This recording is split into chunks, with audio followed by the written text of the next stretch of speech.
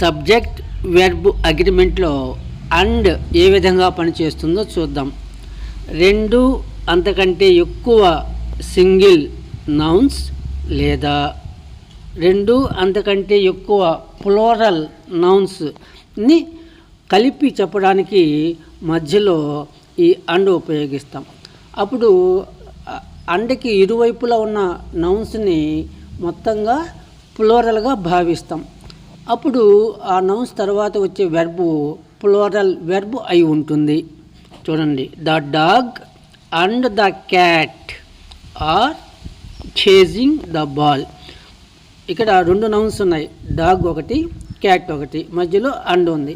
ఇక రెండు నౌన్స్ని కలిపి చెప్పినప్పుడు ఆ రెండు నౌన్స్ ప్లూరల్గా భావించబడి మనం నెక్స్ట్ ఉపయోగించే వెర్బు ప్లూరల్ వెర్బ్ అయి ఉండాలి. ఇక్కడ ఆర్ వర్ ఉంది, ఎందుకంటే ప్రజెంట్ టెన్స్ అయితే ఆర్ ఉపయోగిస్తాము, పాస్ట్ టెన్స్లో అయితే వర్ ఉపయోగిస్తాము. రాణి అండ్ దేవి ఆర్ రీడింగ్. రాణి మరియు దేవి చదువుకుంటూ ఉన్నారు అంటాం. ఇక్కడ కూడా ఆర్ ఉపయోగిస్తాం, ప్లూరల్ వెర్బ్ని ఉపయోగిస్తాం. పాస్ట్ టెన్స్ అయితే వర్ ఉపయోగిస్తాము. కాబట్టి రెండు నౌన్స్ని అవి సింగిల్గా ఉన్నా డబుల్గా ఉన్నా కలిపి ప్లూరల్గా చెప్పేటప్పుడు తర్వాత వచ్చే వెర్బు ప్లూరల్ వెర్బ్ అయి ఉంటుంది, అంటే ఆర్ లేదా వర్ అయి ఉంటుంది. అండ్కి రెండు వైపులా సింగిల్ నౌన్స్ ఉన్నప్పుడు ఆ రెండు నౌన్స్ ఒకళ్ళకే చెంది ఉంటే అది సింగిల్ నౌన్గా భావించి తర్వాత వెర్బ్ కూడా సింగులర్గానే ఉండాలి. చూడండి, the collector and the magistrate. ఇక్కడ కలెక్టరే మ్యాజిస్ట్రేట్ కూడా రెండు పదవులు ఒకళ్ళవే కాబట్టి తర్వాత వాడే వెర్బు ఈజ్ లేదా వాజ్ అయి ఉండాలి. అది గమనించాలి. అదేవిధంగా ఈచ్, ఎవ్రీ అని ఉంటే అవన్నీ కూడా సింగిల్ నౌన్స్గానే భావించాలి. ఎవ్రీ బాయ్ అండ్ గర్ల్ అంటే ప్రతి ఒక్కరు అని అర్థం అనమాట.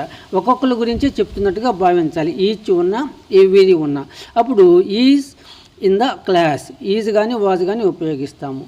అదేవిధంగా కొన్ని కాంపౌండ్ నౌన్స్ ఉంటాయి, ఆ రెండు పదాలను జంటగా చెప్పాల్సి ఉంటుంది. లా అండ్ ఆర్డర్, ఇక రెండు పదాలు ఉన్నప్పటికీ అది ఒకే నౌన్గా భావించబడుతుంది.